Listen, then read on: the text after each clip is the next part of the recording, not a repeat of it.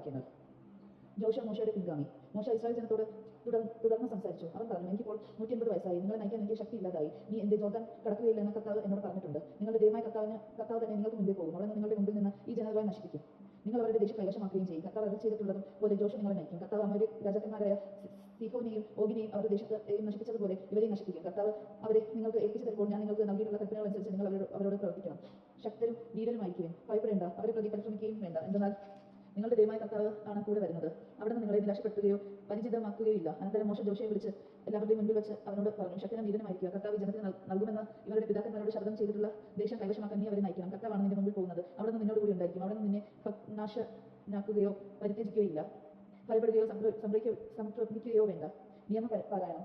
മോശ ഈ നിയമം എഴുതി കർത്താവിന്റെ ഉടമ്പടിയുടെ പ്രകാരം ഉടമ്പടിയുടെ പേടകം വഹിക്കുന്നവരുടെയും ലേവിയുടെയും മക്കളുടെമായ പുരോഹിതന്മാരുടെയും ഇസ്രായേലിന്റെ എല്ലാ ശ്രേഷ്ഠന്മാരെയും ഏൽപ്പിച്ചു. അനന്തരം അവൻ അവരോട് കൽപ്പിച്ചു, വിമോചന വർഷമായ 7 വർഷം കൂടാരത്തിലിരുന്നാൽ ആഘോഷിക്കാൻ ഇസ്രായേൽ ജനം കർത്താവ് തിരഞ്ഞെടുക്കപ്പെട്ട സ്ഥലത്ത് അവിടുത്തെ മുൻപിൽ നമ്മളിലേക്കുമ്പോൾ എല്ലാവരും കേൾക്കുകയും നീ ഈ നിയമം വായിക്കണം. അത് കേട്ട് നിങ്ങളുടെ ദൈവമായ കർത്താവിനെ ഭയപ്പെടാൻ പഠിക്കുന്നതിനും ഈ നിയമം അക്ഷരപ്രതി അനുസരിക്കുന്നതിന് വേണ്ടി എല്ലാ ജനതകളെയും പുരുഷന്മാരെയും സ്ത്രീയും കുട്ടികളെയും നിന്റെ പട്ടണത്തിലെ പരദേശികളെയും വിളിച്ചു കൂട്ടണം. അത് അറിഞ്ഞിട്ടില്ലാത്ത അവരുടെ മക്കളും അത് കേൾക്കുകയോ ജോർദാൻകാരെ നിങ്ങൾ കൈവശമാക്കാൻ പോകുന്ന ദേശത്ത് നിങ്ങൾ വസിക്കുന്ന കാലത്തോളം നിങ്ങളുടെ ദൈവമായ കർത്താവിനെ ഭയപ്പെടാൻ പഠിക്കുകയും ചെയ്യട്ടെ. മോശയ്ക്ക് അന്തിമ നിർദ്ദേശങ്ങൾ. കർത്താവ് മോശയോട് അരുളി ചെയ്തു, ഇതാ നിന്റെ മരണ ദിവസം ആസന്നമായിരിക്കുന്നു. ഞാൻ ജോഷയെ നേതാവായി നിയോഗിക്കാൻ നീ അവനെ കൂട്ടിക്കൊണ്ട് സമാഗമന കൂടാരത്തിലേക്ക് വരിക. അവർ സമാഗമന കൂടാരത്തിലെത്തി. അപ്പോൾ കർത്താവ് മേഘസ്തംഭത്തിൽ കൂടാരത്തിൽ പ്രത്യക്ഷപ്പെട്ടു. മേഘസ്തംഭം കൂടാരവാതിൽക്ക് മുകളിൽ നിന്ന് കർത്താവ് മോശയോട് അരുളി ചെയ്തു, ഇതാ നിന്റെ പിതാക്കന്മാരോട് കൂടി നിദ്ര പ്രാപിക്കാറായിരിക്കുന്നു. ഈ ജനം തങ്ങൾ വസിക്കാൻ പോകുന്ന ദേശത്ത് അന്യദേവന്മാരെ പിഞ്ചെന്നും അവരെ വേശ്യാവൃത്തിയിൽ ഏൽപ്പിക്കുകയും എന്നെ പരിത്യജിക്കുകയും ഞാൻ അവരോട് ചെയ്തിട്ടുള്ള ഉടമ്പടി ലംഘിക്കുകയും ചെയ്യും. അന്ന് അവരുടെ നേരെ ഞാൻ കോപം ചൊരിക്കും. ഞാൻ അവരെ പരിത്യജിക്കുകയും അവരിൽ നിന്ന് മുഖം മറയ്ക്കുകയും ചെയ്യും. അവർ നാശത്തിനിരയാകും. അനേകം അനർത്ഥങ്ങളും കഷ്ടതകളും അവർക്കുണ്ടാകും.